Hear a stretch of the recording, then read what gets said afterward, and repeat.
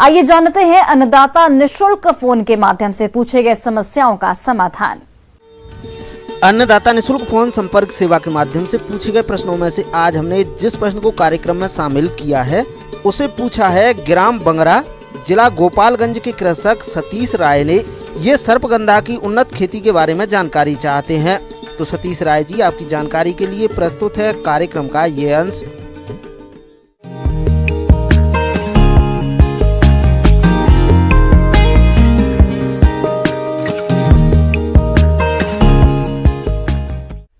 आज हम चर्चा करते हैं सर्पगंधा के बारे में, जिसे रॉल्फिया सर्पेंटिना कहा जाता है। ये बहुत ही महत्वपूर्ण औषधि प्रजाति होती है और जिसका इस्तेमाल हाइपरटेंशन के मेडिसिन या ब्लड प्रेशर जो होता है उसके दवा के निर्माण के लिए उपयोग किया जाता है। पूरे यदि भारतवर्ष में देखा जाए तो इसकी 3 वैरायटी है। एक सिमसील वैरायटी जो कि CMAP central institute of medicinal and aromatic plants Lucknow के द्वारा विकसित की गई है, और 2 वैरायटी जो है TFRI RS1 और TFRI RS2 जो कि TFRI जो मेरा पूर्व संस्थान है वहाँ मैंने रह करके विकसित किया है। और ये 3 प्रजाति पूरे भारतवर्ष में उपलब्ध हैं और इसके सीड्स हमारे भी उपलब्ध हो सकते हैं यदि किसान बंधु चाहें तो। सर्पगंधा की खेती के लिए बलुई, दोमट और भारी भूमियां उपयुक्त रहती है।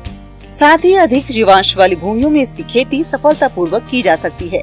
इसकी खेती के लिए गर्मियों में एक गहरी जुताई करके खेत को खुला छोड़ दें और पहली बरसात के बाद 10 से 12 टन सड़ी हुई गोबर खाद प्रति हेक्टेयर की दर से प्रयोग करें और इसके बाद एक बार हल्की जुताई कर दें। अब इसके बारे में प्रोपोगेशन या किस तरह से इसका उत्पादन करते हैं इसके बारे में बताना चाहूँगा आपको। इसको सीड के द्वारा उगाया जा सकता है और इसके जो रूट शकर होता है या ट्यूबर जो होता है उसके द्वारा इसको उगाया जा सकता है। सीड द्वारा उगाने के लिए जो है हम सीड प्राप्त करते हैं, जो कि आप देख रहे हैं किस तरह से सीड लगे हुए हैं। इस तरह से लगे हुए सीड को आप हल्का सा रब कर दें या हल्का सा इसको रेतमार कागज़ या सैंड पेपर जो होता है उससे रगड़ करके, एक केमिकल होता है GA3 जिसे जिब्रेलिक एसिड कहते हैं, उसके द्वारा थोड़ा सा ट्रीटमेंट दे करके, ओवरनाइट ट्रीटमेंट दे करके हम दूसरी सुबह इसको लगा देते हैं। तो इस तरह से आपको भरपूर सीड स्टॉक जो है या सीडलिंग स्टॉक जो है आपका तैयार हो जाता है रोपण करने के लिए। सर्पगंधा की बीज द्वारा बुआई। अच्छे जीवित बीजों को छिटक कर बोया जा सकता है। अच्छे बीजों के चुनाव के लिए उन्हें पानी में 24 घंटे तक भिगो कर रखें। इस दौरान जो बीज पानी में ऊपर तैरते हैं उन्हें निकाल कर अलग कर दें। सर्पगंधा के 30 से 40% बीज ही उगते हैं, इसलिए 1 हेक्टेयर में करीब 6 से 8 किलो बीज की आवश्यकता होती है। इसका बीज काफी महंगा होता है, अतः पहले नर्सरी बनाकर पौध तैयार करना चाहिए। इसके लिए 10 गुणा 10 मीटर की क्यारियों में पकी गोबर की खाद डालकर छायादार स्थान पर पौधे तैयार करें। और इसके रोपण की तकनीक के बारे में बताना चाहूँगा कि 50 सेंटीमीटर बाई 50 सेंटीमीटर के स्पेसिंग पे हम इसका रोपण करते हैं। इस तरह से प्रति एकड़ कम से कम 25,000 या 22,000 के आसपास पौधा लगाया जा सकता है। जड़ों द्वारा बुआई। लगभग 5 सेंटीमीटर जड़ कटिंग को खाद, मिट्टी और रेत मिलाकर बनाई गई क्यारियों में लगाए। इसे उचित मात्रा में पानी लगाकर नम रखें। जुलाई से अगस्त माह में जड़ों से कल्ले फूटने लगते हैं। इनको 45 गुना 30 सेंटीमीटर दूरी पर रोपित करें। 1 हेक्टेयर के लिए लगभग 100 किलोग्राम जड़ कटिंग की आवश्यकता होती है। तने द्वारा बुआई।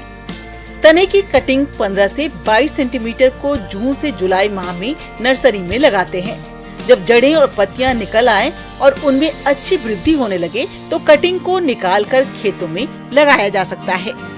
शुरुआती अवस्था में फसल को रोग और कीटों से बचाने के लिए रोपाई से पहले पौधों को उपचारित करना जरूरी होता है।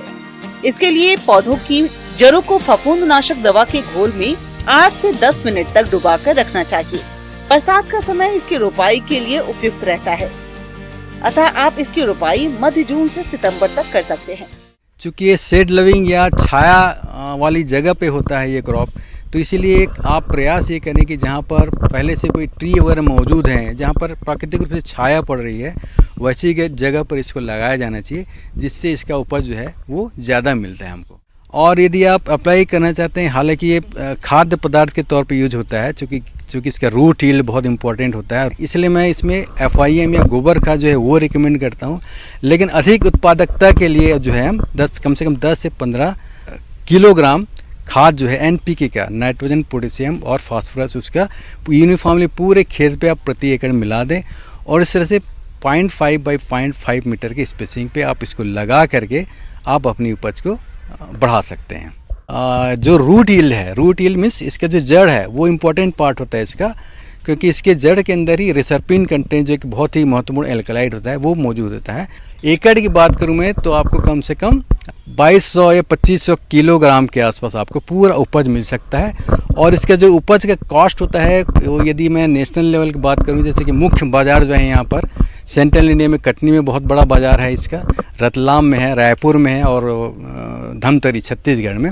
और एक टोटल इकोनॉमिक्स यदि बात करूँ मैं तो इसको लगाने का खर्चा कम से कम 48,000 के आसपास लागत पड़ता है इसका। और इसका जो आपका टोटल जो इससे उपज मिलती है उसका कॉस्ट करीब पड़ता है 2,80,000 के आसपास, 2,20,000 के आसपास आपका शुद्ध इनकम होता है। इस तरह से ये सर्पगंधा लगा करके आप अपनी आय को बढ़ा सकते हैं।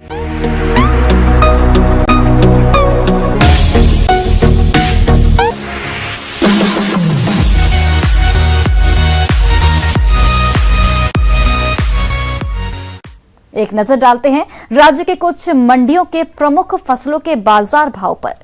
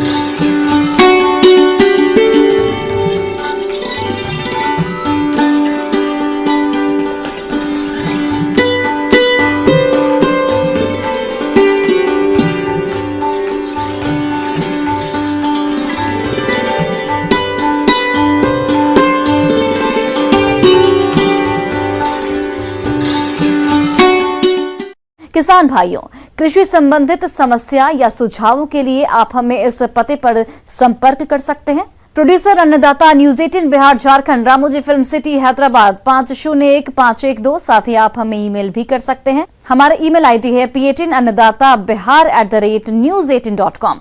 इसके अतिरिक्त आप हमें निःशुल्क हेल्पलाइन नंबर 18008892 पर सोमवार से शनिवार सुबह 10 से शाम 4 बजे के बीच संपर्क कर सकते हैं।